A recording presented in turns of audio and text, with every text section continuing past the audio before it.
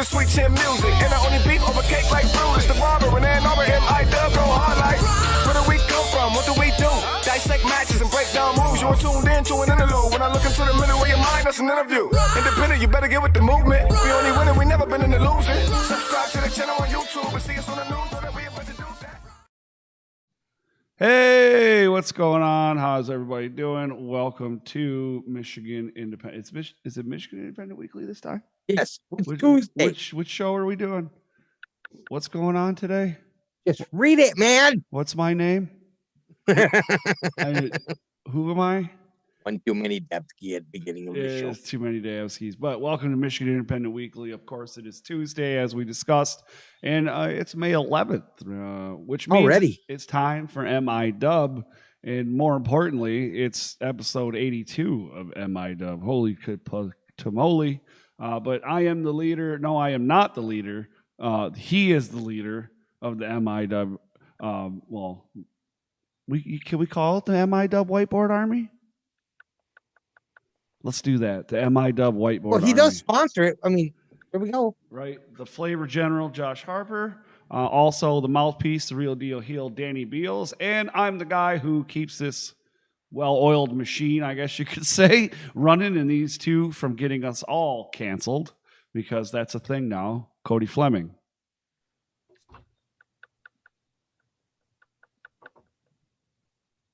Are you on strike, Josh?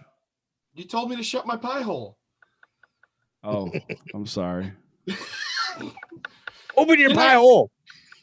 Tonight we have the information for the one show that's happening this week. How we went from 9 million shows last weekend to one show this weekend. I don't know, but one show this weekend. And we'll also be talking to the one and only, the leader of the general of the Death Threat Army and the new Midwest Heavyweight Champion, Aaron Orion. And new. But first, we got to thank the sponsors. We'd like to thank, as always, Blue Collar Championship Wrestling. You can find BCWA on their Facebook at Go BCWA. Or you can go over to their webpage for all you old school folks. You find them at gobcwa.com. So wait a minute. You're saying going on the internet and going onto a web page is old school? That's old school. Nobody goes to web pages anymore. Where the hell do they go then? Twitter. Facebook. YouTube. Are you... Man, I don't know. I disagree with you guys. Some app. Whatever. Everybody's an app now. You ever go to a website and the website just takes you to the store to download the app? Or conversely, if you go to Pro Wrestling Tees will tell you to download the app, but if you download the app, it just takes you to the website. Do that. That is absolutely true. Oh, ain't that a bitch? But we also have to talk about the best ice cream in the world. That is correct. I said it. And if you don't like it, anyways, Happy Harper ice cream. That is correct. Which can be found on Facebook. That's right. You only have Facebook right now for Happy Harper. Correct. Why? I mean, I have a TikTok. I just never post on it. But why? Why doesn't Happy Harper have an Instagram and a Twitter and... Ooh, I do have... What's the red one? Is that Instagram or Snapchat? Like the logo look... Dude. I got one of them, and I just post pictures of ice cream on there, and a bunch of people like it. But I'm not a 13-year-old girl, so I don't have all that stuff. Well, but you're a man with a business, correct? But yes, I'm a man with a business, not a 13-year-old girl. Set one of them up to take you to the Facebook page. That'll take you back. You got to get a web page. It'll take you to the web page. It'll tell you to download the app. Just an infinite loop. Yes. That takes you back to Facebook where they can order. And so you got to download the app. When you download the app, it takes you to Facebook. When you take it to Facebook, it just starts playing Never Gonna Give You Up by Rick Astley. There you go. That's when you're supposed to break out into song, Josh. It's been a while. Never. It's been a long time. Plan, huh? You know what? Let me tell you right now. It's been a while since you have broke out in song. Yes, he has not sang in a long time. I think I don't even think. I think since we went COVID, right? We went in our basements or in our libraries, or I don't know where the fuck that guy's at, but somewhere in front of a curtain. It looks like, I don't know, but I don't think you sang one time. Every time we talk about Rick Cartier, I do it. Not every time, no. Almost every time. Bullshit. Anyways, you can find Happy Harper on their Facebook. That's at Happy Harper Ice Cream, and there's also a link down in the description. You can check it all out there. They have numerous flavors, and there's a contest thing going on where there's going to be some flavors eliminated and be special order only. Yep. Pay all up front in cash. Like 6 or 7 flavors? Maybe you can just give me the money. Wait, never mind. We won't talk about stuff like that. I would also like to thank my personal sponsor, the one who shows how much class and taste and style some people have on this show, and that is Jeremiah Goldmain, the 24-karat lion. Thank you very much for sponsoring the best part of this show, the best part of Rasslin Rage, the best part of interviews, even when I'm not here. Me. Yeah, we'll be back. It's time to talk about Michigan independent wrestling. Tune into the channel, check your internet connection. Cody, Danny, Josh, they're the best at breaking down the matches into each and every segment. Michigan independent wrestling. Tune into the channel, check your internet connection. Cody, Danny, Josh, they're the best at breaking down the matches into each and every segment. I'm supposed to ask Josh if he'd sing happy birthday at the end. All right, so hold on a minute here. We got to get some of this stuff out here. Go ahead and take my spots. All right. We are back. I got to say it for once. Now, like I said, there's only one show this weekend, and it's on Sunday. How do we go from shows on Friday, Saturday, and Sunday to show on a Sunday? But it's May 16th. We have the first New Breed Pro Wrestling presents Rumble for the Gold from the historic Token Lounge in Westland, Michigan. Matches that we know for this event are Alex Weir will be defending his Metro Pro Wrestling Metropolitan Championship against the challenger, Freedom Ramsey. Now, wouldn't it be a kick in the teeth if he beats Trey Miguel to keep this belt and loses it to a punk like Freedom Ramsey? Wow. Wow, dude. You just like went on record with like a whole bunch of stuff. Like if that doesn't, I don't know. Like if I don't know if my comment about the taking your money would get us in trouble, but surely what you're saying is definitely gonna rattle. I said, wouldn't it be a trip? It's not gonna happen. Alex is Alex. But if you jinxed him just now, I wouldn't want to be you, because not only do you have to answer to Alex, you have the whole DTA. Oh, man. Yeah, that'd be bad. Right. Danny said it. There's an audio glitch right now. You might be seeing my lips move when Danny talks. Yeah, I don't think so. Anyways, next up. No, me neither. Next up, we have Kelsey Reagan and Alex Guy. Whoop, whoop. And then we have Jaden Quick versus, I haven't seen this guy in a while, Drizeko. Yeah. I was pretty okay with seeing that. That was all right. Right. Drizeko. Man, we haven't seen him in a long time. Long time. We'll also have Alex Van Zant versus the Powerhouse Electric Ely. Alex Van Zant is the first ever Indie Idol winner. Yes, he is. You know what, Josh? I'm wondering why we ain't seen Drizeko in a while, because you did sexually harass him quite a few times. He changed his pants. Wanting to feel his pants. He changed them, so I don't get to feel them. I don't know, man. And the Great Noken versus Jamie Eternal. That ought to be okay. I mean, that should be a good match. You got two guys who are just a little bit not right, a little bit unhinged. Jamie Eternal's more than not all right, dude. He's a lot more than. He always wants to stab somebody. Yes. Well, he's got multiple personalities, man. Got quite a bit. So now, We got to see Noken a couple times. Yeah, for sure. Absolutely. Without further ado, this may take a minute, but he's going to come on in here and we are going to bring to you the XICW Midwest Heavyweight Champion.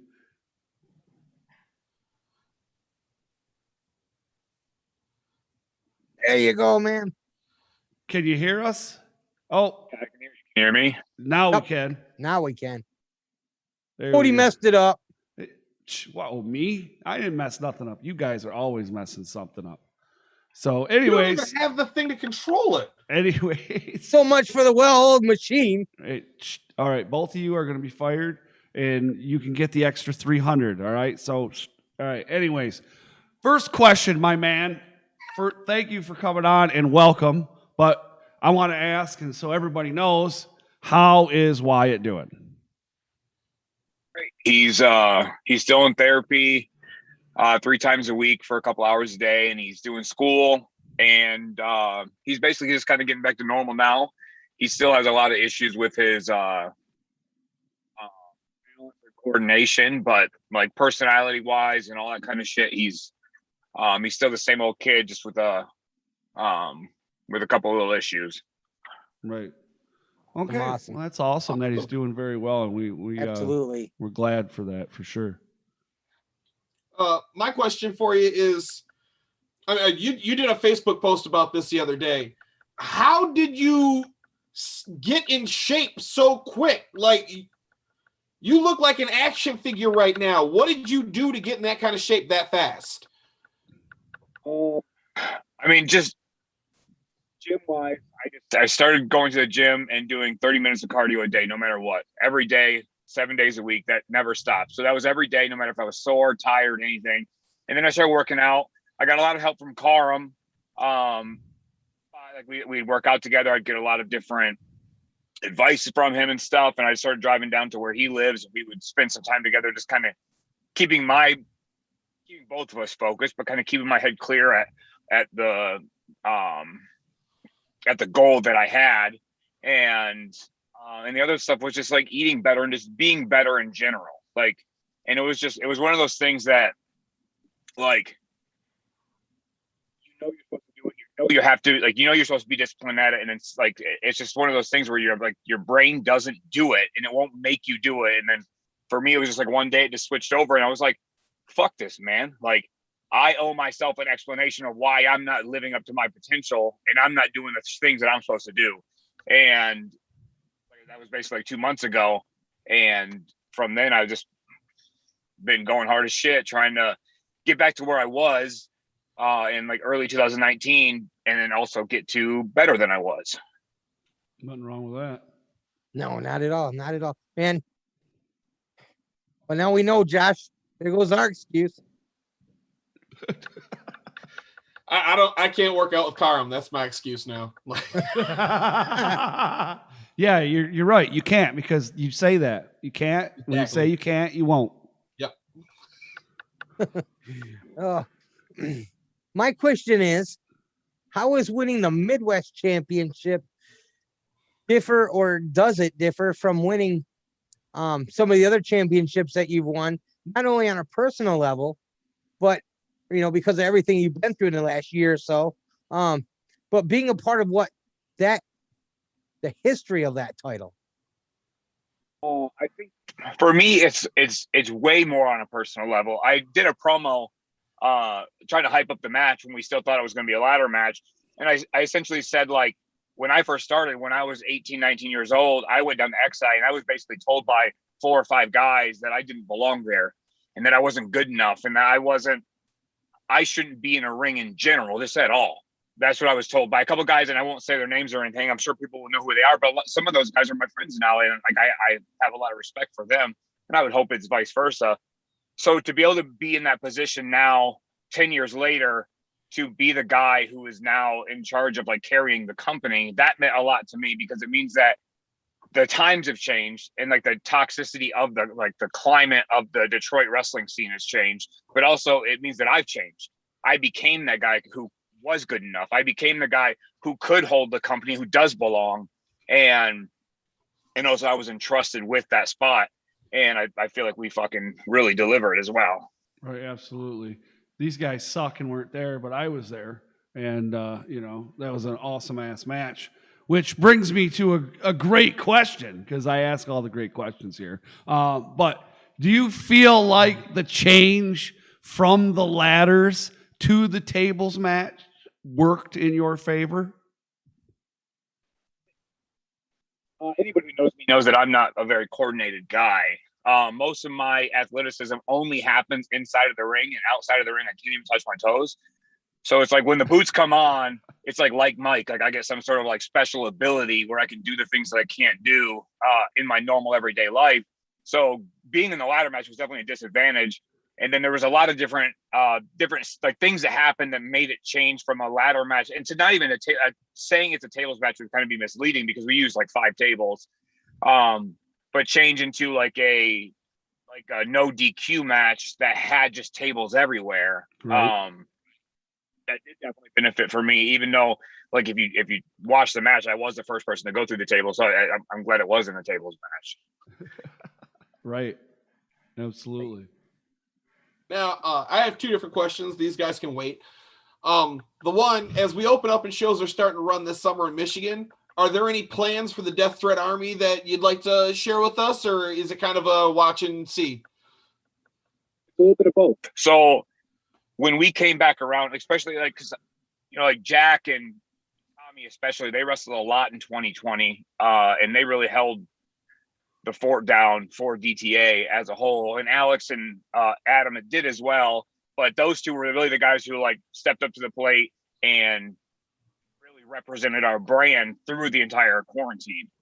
And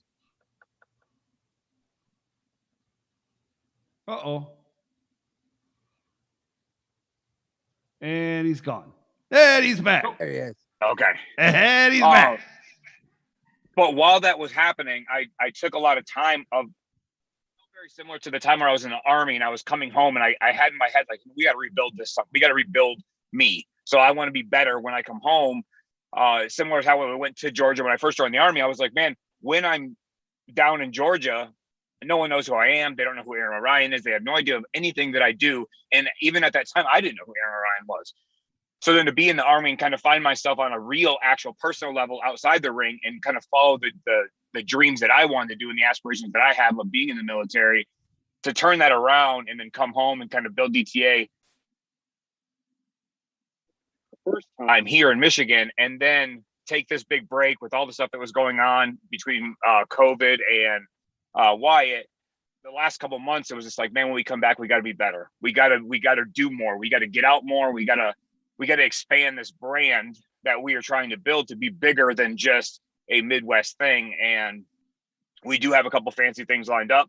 Some things are for sure, like this weekend, Tommy and myself are going to Minnesota for a show. Nice. The first time we've ever been out there. And we're going to go out there and absolutely tear the fucking house down, as we always do. And then the weekend of Chainsaw, which is basically, it's less than 2 weeks away now, we'll be up at Chainsaw and we'll be doing IWTV live for the first time ever. And then going down to Georgia, my old stomping grounds, and representing DTA down there at some of the promotions that I had once wrestled for. So we're really trying to push the travel to get more broad and get more attention on us as a whole, and then also just on the DT as it is. Absolutely. One of the things that you're doing that I absolutely love is when you put the little promo out on Facebook of this is where DTA is going to be this weekend. I love the fact that you guys are doing that. That's awesome. My second question, you just had a psychotic match with the Dread King Logan at Metro Pro Wrestling. Yeah, sure. There were some amazing promos that went from you that went with the Dread King. The whole match was such an amazing storytelling thing. And then there's this moment at the end where the insanity of Dread King was almost gone right after he gave you a good nut shot.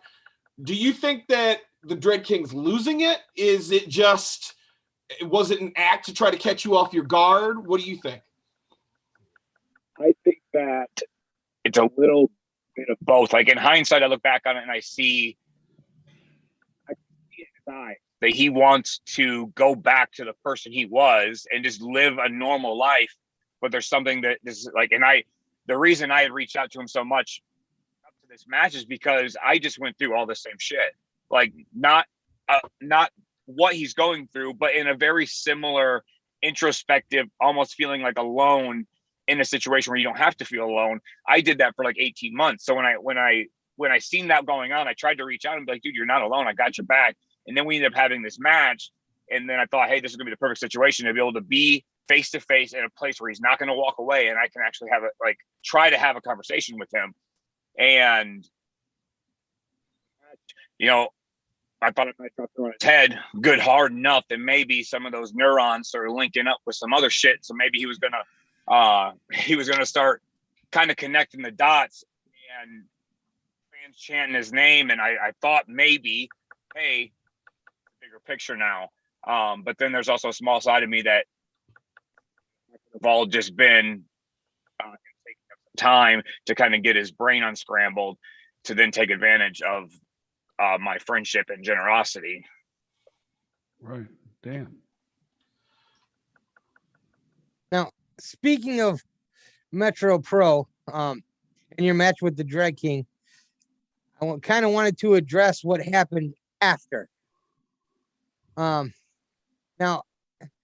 the things that happened at the hands of Armageddon, and as Josh calls him, Jason Punk ass Page. And you in the DTA plan on rolling in full force into Metro Pro? Because we know if y'all do, Jason Page ain't gonna be nowhere around MPW. So the biggest thing is that Jason is supposed to be one of our brothers. He was in DTA, and the things that happened that out of DTA was a lot of me being in a position where I was being irrational, not necessarily macroscopically, but I just felt information that took place that kind of had him be removed. But things that happened that I didn't like, and if I would have been myself, my normal self, not going through all the bullshit, I would have been able to see that, and I would have been able to talk to him, and I would have felt better about the situation. But instead, I kind of just cut the cord and let him go. So and that's my fault, and I've tried to apologize for him, but as you can see, I tried to apologize to him, but as you can see, that what he wants anymore. Mm-hmm. And he, as he said on at Metro, he has his own family now, and he is basically hell bent on trying to take out DTA because we turned his back on him. And it's hard to say because I wouldn't say that's true, because I love Jason, and I've said it openly on Facebook. I've said it to him. I've said it to anybody who asks about him. I think the world of Jason, and there's nothing more that I would love than to be able to squash this shit we have. But also, fucking kick my head in. And then you also had Trey Miguel jump in the ring and stomp Alex out a little bit. And then all your little cronies came in and put the work on us. So you can guarantee that no matter how much I think of you, I'm being told I need to take my headphones off. Can you still hear me? Yeah. Yep. Okay. Let me turn this up. No matter what I do think of you, we're going to get to this point where I'm going to beat that ass. So when we finally do get our hands on Armageddon, it's going to be exactly what it's always been. It's going to be the exact same situation that you've always seen from DTA. We're going to march in. We're going to be war ready. And we're going to show these kids that follow around Jason Page that they are not on our level, and they will probably never, ever be on our level. And also Jason Page will be laying with them for the sacrifices that he has made. Yeah, I like it. That's really the best way to put it, I would think. So we've seen so many of the younger members, I guess you could say, of the Death Threat Army winning top tier championships. I mean, you're looking all over the place here. You know, you can go, you still hold the Tri-City Wrestling Championship. You know, you guys have held numerous titles. And we got just an XICW. I mean, Tommy Vendetta is the Extreme Intense champion. You're the Midwest champion. You're also the champion over at IPW, are you not? Yes. I mean, so here we can keep going, and there's more that I'm probably missing, because I remember that one time in Bay City you had like 9 belts, and you were right now. I mean, it's not just talking about me, but we have the Mr. Chainsaw Pro Wrestling Tag Team titles. Tommy Vendetta will be challenging for the Chainsaw Heavyweight Championship coming up in a couple days here. We also have the Horror Slam Tag Team titles, as well as Vendetta having the Heavyweight Championship. So there is definitely no shortage of the gold, but it doesn't make us satisfied, because it's not just about the championships. It's about the legacy of what we want to leave behind. And we want the belts because in the moment, the belts are what's going to let people know that we are the best. But over time, it's going to be our matches, and it's going to be our legacy of what we've done, not just here, but everywhere we go. I want people to know, hey, like if you and I are wrestling, you're getting to the ring with Aaron Orion, who's a real motherfucker, and you know that you're going to have a badass fucking match with him. Even though you're going to get your ass beat, people are going to come to you after and be like, hey, that was a hell of a match, kid.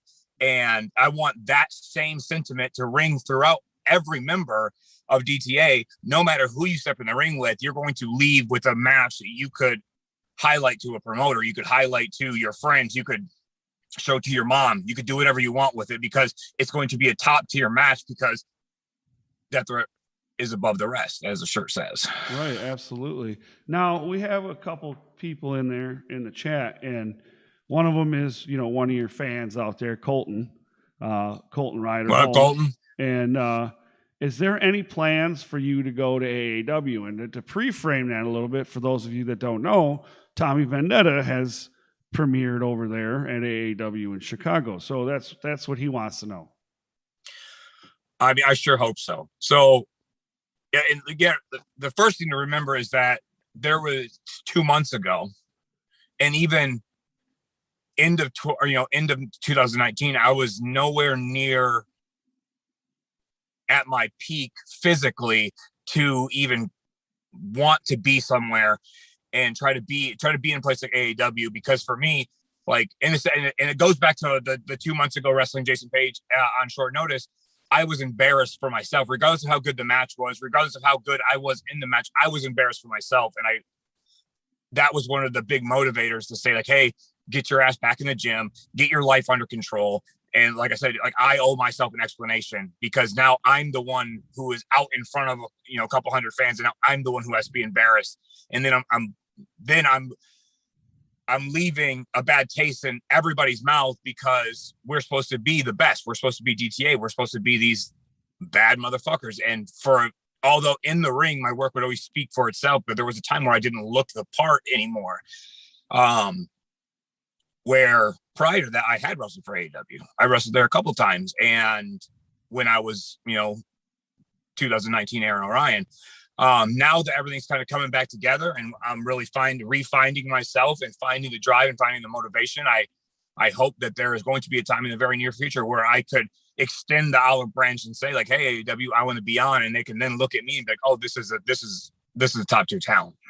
That's awesome, man, for sure. It's something I want to talk about, and we didn't really talk about it before with the guys here, but and you've been on a few times, and we've had a lot of the guys from DTA on, and we've talked about a lot of different things, but your need, like, there is your need, I feel it all the time with you, your absolute need to give back to not only the business of professional wrestling, but the younger guys coming up in the business. Like, I see that as like one of your number one things is like what you want to do. And I feel that. And is there a reason for that? Like, is there some kind of drive that makes you want to give back like that? I mean, I know everybody should kind of give back, but I feel like it's very overwhelming with you. There's a big, and kind of a big part of it goes back to XICW. When I first went, like, I was treated like shit, and you can say it's a part of the time And that's always what I kind of chuck it away to, is there's certain guys who are nearing the end of their career, and it still happens nowadays. It's not nearly as much, or if it does, it's very kind of, behind the curtain and you don't really hear it a lot. There's guys who are at the end of their career or ending their career, and they want to hold those spots tight and make sure that they don't give an inch to any of these guys. And I felt like shit. Like, I remember going home from that show, and it was in Pontiac, and I remember going home and feeling shit about myself. And I was like, man, dude, like, they've never even seen me wrestle. Like, they've never even seen me in the ring. They just seen me as a person. Like, they just seen me as a person who came for free and set up their ring. I didn't ask for anything. I didn't ask to be on the show. And they would then treat me like that, which means, they're treating other people like that. And I can remember how I felt then. I can feel it right now. And the idea that I would ever want, not just in wrestling, I would never want anybody to feel like that, especially knowing that I caused it. And so when it comes to wrestling, wrestling's going to go on forever. And I'm going to slip away, and I'm going to be gone. And there'll be certain people who then be like, oh yeah, the Aaron Orion guy, he was really good. But what I want to be a little piece of everybody's story. And I want to be able to say, like, hey, when I ran into Aaron Orion, when I had a match with Aaron Orion, when Aaron Orion watched my match, I learned something from him that I took, even if it was the smallest thing. Maybe it affected my career in fucking 0.5%. It changed my trajectory in some fashion. And I remember what he said to me, and it helped me get to the next step. It helped me get a better match. It helped me have a better spot. It helped me to get a better spot on the card, or a better promotion, or win a title, because I started following the things that I learned from Aaron Orion. And I don't know why I'm like that, but it's always just like, man, I'm not going to be anything after I'm done wrestling. Like, I want more. I want to help, and I want to make sure that the things that took me 7 years to learn, because I was in that generation of, like, I had Levi Blue, Nitro Phil Monahan. And then later on, I had guys like Dukes and Elgin and other guys, and the guys at Super Kick, like Chris Chambers, and then meeting my friends and shit down the line who taught me a lot. But it took me 7 years to even understand how to be the wrestler that I wanted, because no one was interested in trying to help the young guys out. No one gave a fuck about that. They were so, and not everybody, but they were so concerned about trying to hold their spot in and make sure no one came in and took their spot, that they would rather the next generation be hurt, but and the progression to be hurt. And like, that's not what I fucking want. Wrestling is going to go on forever. And I just want to be a part of it. And I want to be a part of my guys' life. And that was what DTA was all about in the very beginning. And it's still very much like that. Is like, I want the guys that I can see, especially like having a training center. Like, if I see a guy, there's always something you can see. You can just see it. Like, hey, this guy has something special. He has the ability. Maybe he hasn't found it yet, but I can see by being a guy who looks at those little details that he has the potential to be really, really good. And then you could run in to see guys who have already been wrestling for a couple of years. Someone like similar to like Alex, who's been around for a couple months to close to a year by the time that we had met. And all I asked him to do was do a run-in. He was just he was wrestling under that stupid mask he had, and he was wrestling for CIW. And I needed a couple guys to do a run-in. And one guy was Adam Wick, and one guy was Alex Weir. And just by the movement in the ring from Alex, I knew that he had so much more to offer than his fucking stupid garbage tie-dye tights and his fucking bad haircut. But he still has a bad haircut, so I don't know what's going on with that. But I knew he had so much more to offer. And I remember like when Jack and I was like, hey, let's bring him in. Let's have him start traveling with us. Everyone was like, oh, who the fuck is this kid? Who the fuck is this kid? But now look at who the fuck that kid is. Amen. There you go. Mm. And now he's one of the best guys in Michigan. And hopefully we get to a point where he's one of the best guys just going around in general. And he takes that with him to wherever he goes. It doesn't matter where he goes. Let's say he fucking just stays on the indies for his whole career. At least then he can use the things that we were able to teach him and then spread that love out between all the next young guys. guys. Right. So Which then there's instead a of lot taking 7 years for me, to learn how to be good at wrestling, this generation picks it up in like 2 years. Look at Tommy Vendetta. There's a reason he was called the fucking prodigy. That motherfucker could wrestle when he was a baby, probably, if he fucking was put into a ring. And the learning curve has changed because I think the dynamics of how the locker room has changed. Not that I think the climate in the locker room has changed a lot. And so then it just like it lengthens their career and gives them more success because they can see like, hey, like I learned how to do whatever the fuck it is. And I learned how to do it faster because of DTA, because of this guy, because of Alex, because of me, because of Jack, because of Tommy, whoever. I learned that just a touch faster. And then 10 years from then, when I've had a heart attack and I died, Alex can be out here and he can spread that same love out to the next guy, same as Adam and Tommy and all those guys. Yeah, absolutely. You know, and that's it. And I think, well, no, I don't think I know that game plan is working because, you know, Josh, Cody, and I, we remember Alex's first match. We were there for that first match. You know, we were there for the second one, the third, the fifth. You know, and now we're, I don't know how many more in, but you watch the progression. You know, I remember the first proving ground when we were sitting there and I was like, Adam Wick, the first one that Adam was in, I was like, that's the guy right there. He's going to win. He didn't, but you could just see from there to this last summer, my God. He might not have won that one, but him and Alex won it, the last yes, season, so. together. So, and when you put that in perspective too, and I've said this on Facebook before, but I'll say it on here so all the listeners can know a little bit more about Adam. Adam came from the same company that I came from, the Michigan Wrestling Organization, and they're considered a backyard company, but I love them dearly. But they're not trained professionals as you would want on a real independent show, but it gives guys a chance to learn and live out their dream if their aspirations are more of a hobby than it is a profession. And like I said, I don't want anybody doing anything untrained, but when we finally talked Adam into leaving that company and coming on the road with us, those guys at that company, not the high up guys. Like I said, the guy's name is Jason. I love that dude with all my heart. But there was guys in that company who talk shit to Adam, calling him the DTA bag boy, the driver for DTA, and all this shit. And now they're fucking sucking Adam's dick because he's the XICW lightweight championship, and he's done more in the past year than they've done in their entire fucking horseshit wrestling careers. Amen.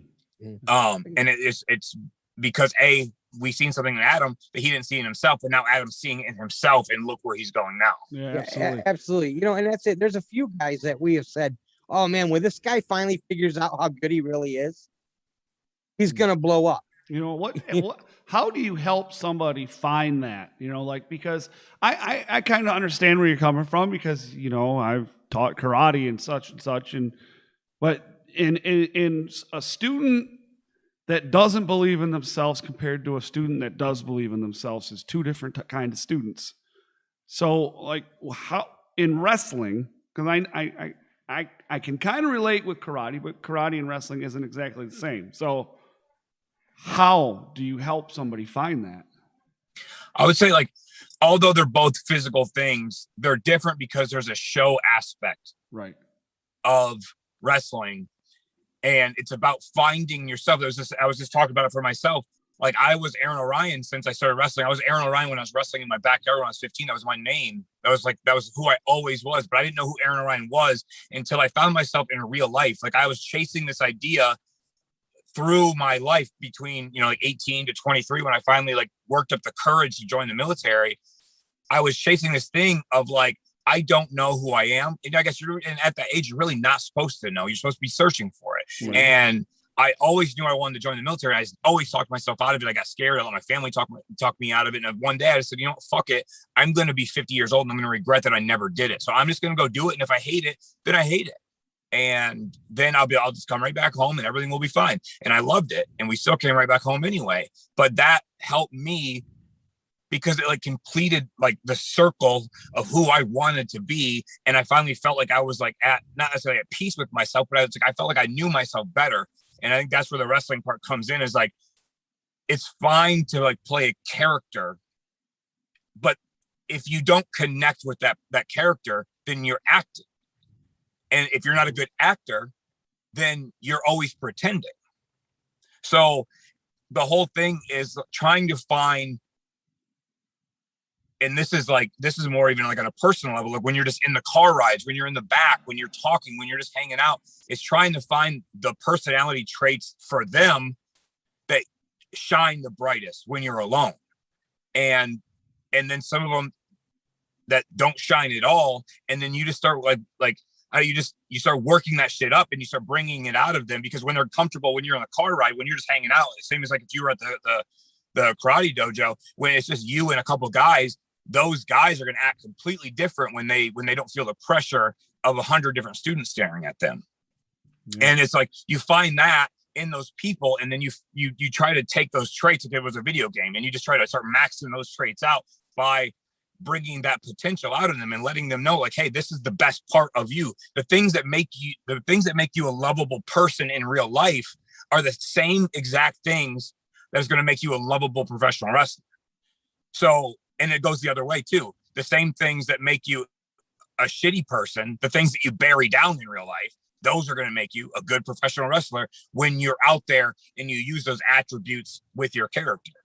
And I think it's a lot of just making them, and for me, it's like, especially when they're young guys, it's like, it's giving them the opportunity to find those things and in a safe environment, I guess, like a safe environment of being in the car and, right, and making them feel comfortable, and then trying to set up matches where they can be in the ring with guys that you know are going to be helpful to find those like potential like attribute points. Right. How long do you think it takes in someone's career to find that? I mean, it's probably, you know, a give or take with depending on the person, I would say, right? I mean, yeah, it was like you look at, like when you look at Vendetta, it was almost like it was immediate.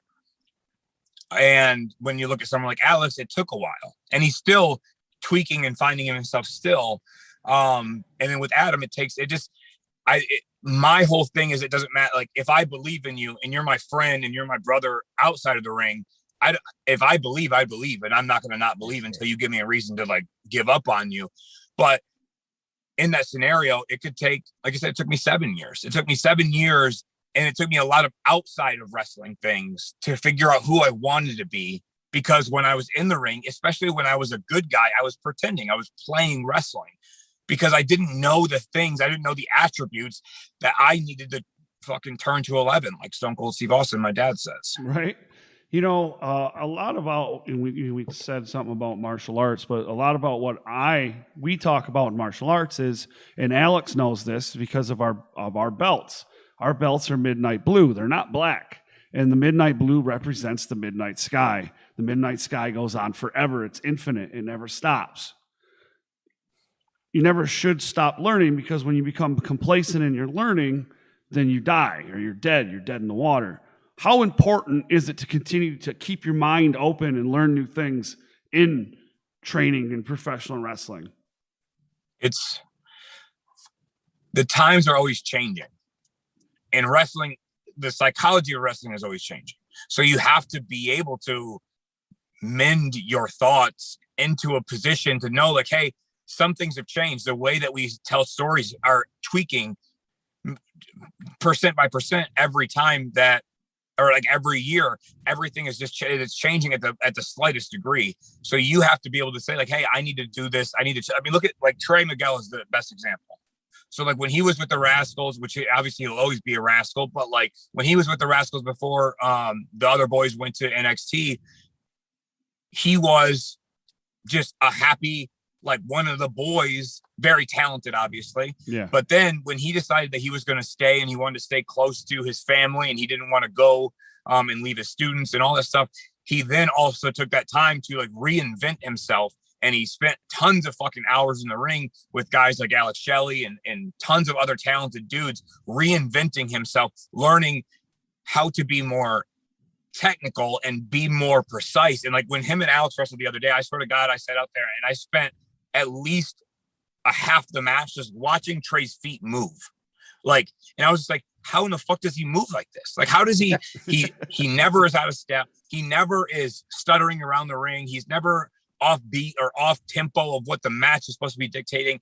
And he's always been really good, but just in the 6 months that he took of reinventing that, like his style, and he's been wrestling for, like 7, 8, 9 years or something like that. And he did that now. Like he did that years and years past. And he was already very successful as what he was doing. And him, a guy who's already on TV, who was already, contending for titles and all this shit. He said, hey, I want to do something different. I want to learn more. I want to expand my playbook. And I also want to expand my horizon and learn different shit.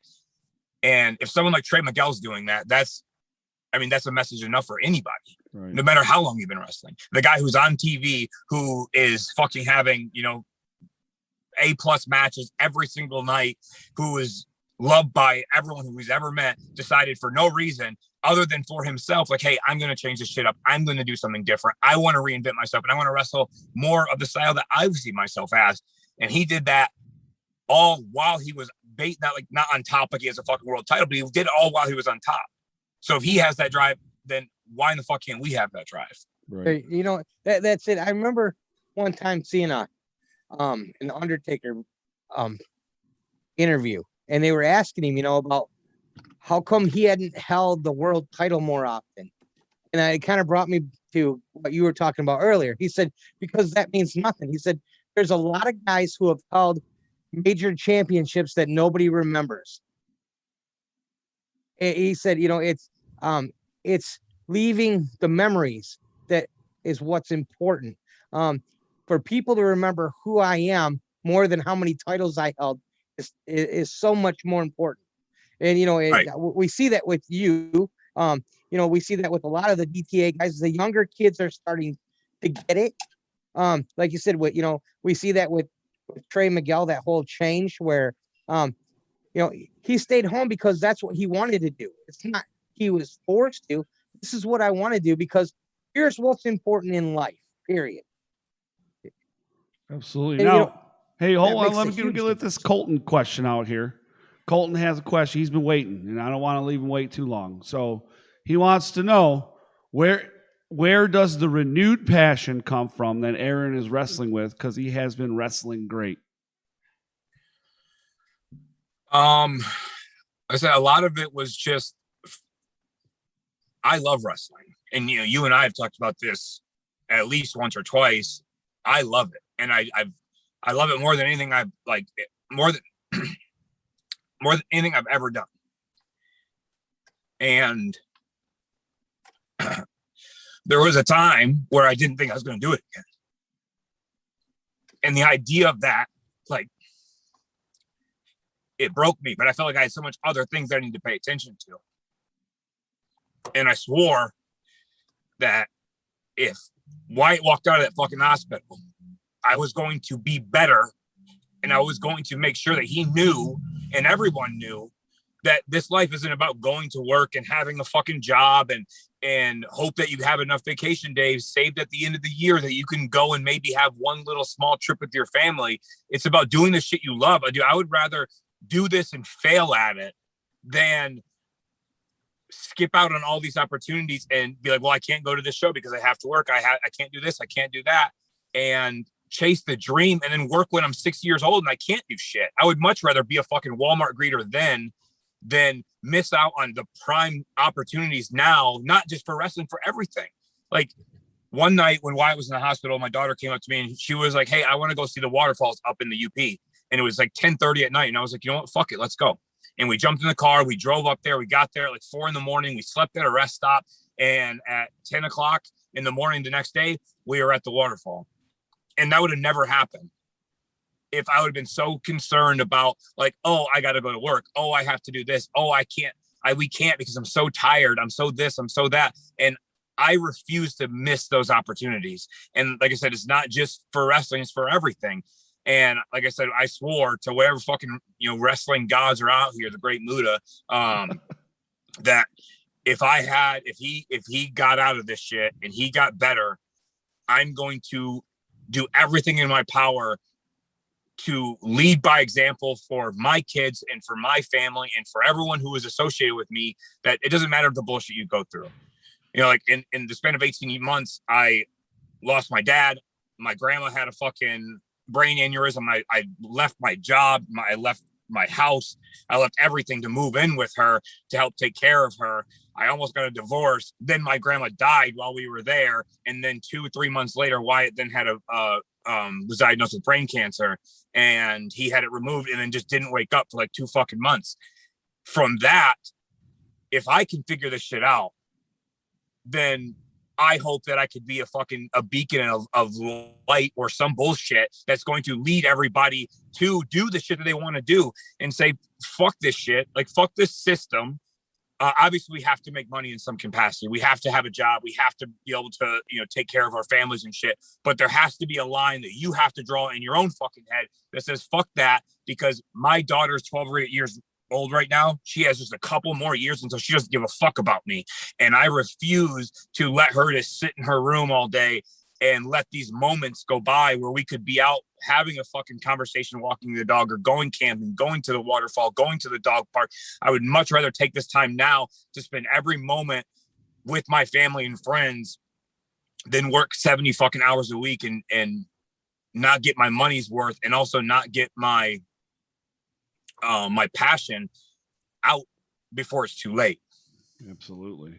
I totally relate to that shit, man. That's amazing, man. And, Absolutely. It's a great, we talked a lot about storytelling recently, and it's a great story, but, I really appreciate that not only the message that you're sending here, but, the positive that you're keeping, because a lot of people could have went down the wrong road. We've all, I experienced some shit in my life too. And man, oh man, we could all went down the wrong road. So I appreciate that. And what I even more appreciate is you giving back to these younger guys and helping them pave the way, and at the same time making yourself great. You know what I mean? That's awesome sauce right there, if you ask me. Now, guys, everybody watching, I do want to let you know that down in the description is all the links to Aaron Orion's social media where you can follow him. And you will know, because they share on their social media what shows that they're on, all of DTA. So you know where you can find DTA all the time. So, they're the tag team champs over in Horror Slam. So you're most likely going to see them at Horror Slam. Then, and, obviously we have a couple big shows coming up on the 23rd for XICW. We're returning to the Hot Rocks. Mm-hmm. Going to be a good time there. I also got some news to break about the Hot Rock show. Uh-oh. Let me make sure I got the information right first before I... So, this is just for the show, and obviously you can go for wherever you want to put it from here, but there's going to be 2 shows at XICW on the 23rd. Right. On the first show, it's going to be myself, Jack Price, and Tommy Vendetta versus DBA, Jamie Cox, and Rhino. Oh, damn. Then on the second show, it's going to be myself defending the newly crowned champion, the XICW Midwest champion, Aaron Orion, versus Rhino. And both of those matches are happening the same day at the Hot Rocks. Jesus. Boy, I'm glad we got our table. Amen to that shit on both shows. Uh-huh. See, we ain't dumb. We ain't dumb. We pay for both shows in advance, like months in advance. But awesome, man. I can't wait for that. We're always over there at the table. You know where we're shouting at. And, dude, I love XICW. I'm glad that I got to be there when that happened. It seemed very emotional for everybody, including the members of DTA who came out there. And, so I got to ask you real quick, and we'll get out of here shortly, but sometimes you want to smack these young fuckers? Because, I see it sometimes, you win the match there, you're on down on one knee, and they're doing this fucking dance, and I can just see it in your face, you just want to smack them, one time, backhand. How do you hold back sometimes? It's so the kind of the way I look at it, and maybe it's just because I'm like older now, but like I have a little brother who I hated from the time he was born until he was 18 years old. I hated his guts. We fought all the time. I maced him one time. I had the police called on me for beating his fucking ass in the front yard. And for whatever reason, when he turned 18 years old, when he was of age, your brother. Yeah. So we were supposed to go to a Pistons game, and I was gonna wear. He had like a Chauncey Billups jersey, and I was like, "Oh, I'm gonna wear this bitch to the Pistons game." He said no, and I was like, "Bitch, I'm not taking it off. You're gonna have to come cut it off of my body if you think you're gonna get off." So he came running at me with scissors, and I was like, "Oh, whoops, bitch!" And then I hit him with the mace, and then he called the police on me. But That's I DDT'd my brother's head through a wall. See, we've done plenty of that kind of stuff. But so like when we got older, like I said, when he was of age, I remember we had one conversation, and it was just like he had some girl trouble and he didn't know what to do. And our older brother, who was like definitely the more mature of us, he had just got married. He was on his honeymoon, and my little brother didn't have anyone to go to. He had to come to me.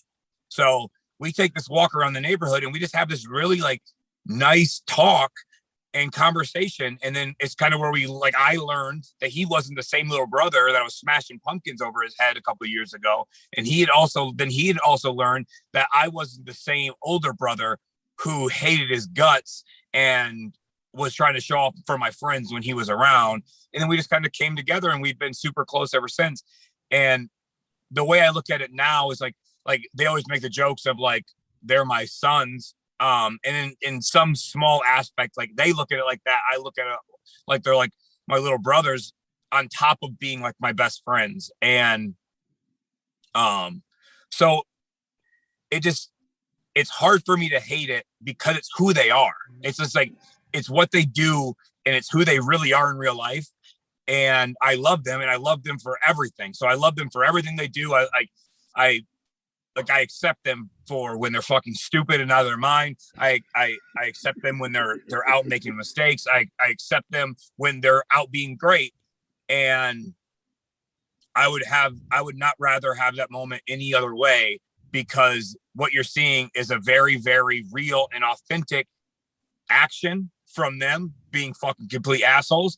And then you also have a very authentic reaction from me, because that same thing you've seen in the middle of the ring in front of a couple hundred people is the same thing they're doing while we're in the car driving to a show. Right. And I would much rather the people see that than them come out and act like they're and they are some of the toughest bastards around. But instead of them coming out and putting on the same thing we were talking about, like the characters and all this shit, these boys aren't characters when you see them. Right. They're them, and they just are amplified. And I wouldn't want them to come out and be like, yeah, we're fucking a bunch of badasses with all these championships, and we're going to stand here and look menacing. I would much rather the fans see us for who we are and see that we are just a bunch of boys who are doing what we love, and we wouldn't compromise that for anything. Wow, talk about an awesome answer. Josh, I have a feeling Cody was asking that because he was trying to figure out how to deal with us. Well, yeah, I think maybe. I got two questions, but these guys kept talking. So they're real quick ones. I know in the older membership of DTA, Christopher Saint was a big member. And then I hadn't seen him with you guys for a while, but I noticed at the War Games, he was in attendance. And when you guys came out with the Death Threat Army enlistment brochures, Christopher Saint is on there. Is he back in the fold with DTA, or? He's always been around, and this is always reflective of everybody. So it goes for every person. And I'm a prime example of it. When I was going through all my stuff, regardless if it's real life, actual things that are happening in real life, or it's just emotional things. Just because you're not wrestling doesn't mean I'm going to give up on you. Just because you're not wrestling currently, or you only wrestle once every couple of months, that doesn't mean that you're not part of this team. He's done a lot behind the scenes for the boys and for me. And right now he's just in a situation where he's trying to get back into the groove. And I know it's hard. It's hard to find the groove. It's hard to get into it. It's hard to make yourself get up and do the work. But he's my brother. We've lived together, you know, since we were 15 years old. And so there's never going to be a situation where I'm going to be like, oh, you're not wrestling right now. You're off the team. Like we're fucking the Mighty Ducks or something. It's always going to be a situation of like, I can't make you want it how I want it, but you have to find how to make yourself want it. And once you're ready, there's always going to be a spot. Yeah. All right. On the same brochure, I've also noticed Nolan Edwards is on there. Nolan Edwards is DTA? Nolan Edwards is not on our brochure. You're talking that's Jamie Hall. Oh God. Okay. I got a small screen. So is that all that's small? A small what? A small what? Screen. Small green. No, I love Nolan, and I'm very proud of everything he's done. But no, Jamie Hall is the guy you're looking at, and he's like I say, he's the original guy. He was my original partner when we were just Death Threat before there was a Death Threat Army, and we started this whole bitch together. And he's still doing wrestling shit. He just did a couple of the Impact Plus things going down that happens with Luke Gallows and his promotion of the Lariotto company. And he's kind of in a similar boat of what Chris Sane is going through. He just, you know, he's trying to find his groove back in regular life and make sure that everything's good, because you can grind until until your entire fucking train falls off the tracks, which is kind of what happened to me. Or you can take a step back and try to get everything together and then come back as strong as possible. And like I said, there will always be a place in DTA for Jamie, no matter if he's wrestling once a month or, you know, once a year. He was there. He was there when we were traveling, you know, 18 hours to have a show. And he was there when, you know, we were in the middle of Georgia wrestling absolutely nobody, in front of absolutely nobody. And he was there for the creation of this whole thing that now is, you know, like arguably, and I'm going to say it not humbly, the biggest wrestling brand that's in Michigan. And you can't go to a show without DTA there, and he will always be part of DTA as, like I said, as the original DTA member, but also we're a family. So it's not, like I said, this ain't the fucking Mighty Ducks. This is a family, and we are a unit. And we're going to pick up the slack where the other guys can't, and we're going to keep on moving the same as Jack and Tommy did while I was out. All right, cool. Absolutely. You done asking questions now, man?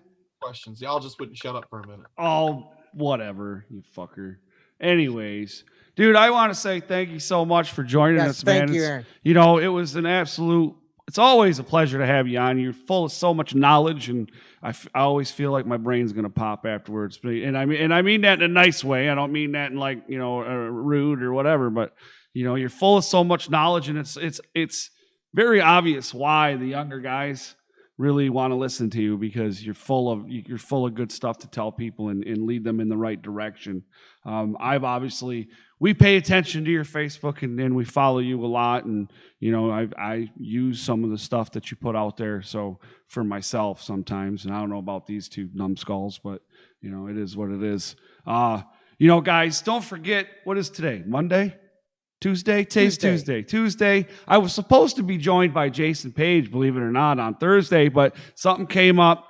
So Friday, Jason Page is going to be on the show. He says he wants to tell his story. Yes, he told me he wants to tell his story. So that's what I'm going to do. I'm going to let him tell his story. You know, I got that platform. So we're going to do that. He's going to come on. And then, of course, we'll be right back here on Sunday for Rasslin Rage, where we'll have no results, but we will have one person on who is the brand new XICW lightweight champion, one Adam Wick. Adam fucking Wick, by the way. We don't like the effing. We want to just say fucking because it's cool. But again, thank you so much for coming on, man. Appreciate it. Well, thank you guys. Thank you. Absolutely. You know what? Hey, I'm gonna shamelessly give Skyjacker a happy birthday shout out for tomorrow. Happy birthday, Skyjacker. How old is he being? He's going to be 13. 13. Tomorrow. Oh, boy. Happy birthday to Skyjacker. Nice. All right, guys.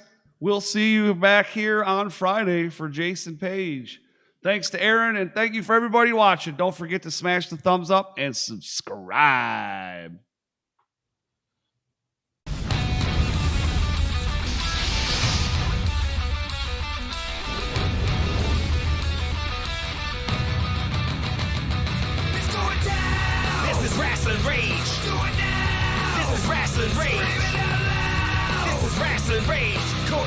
is the man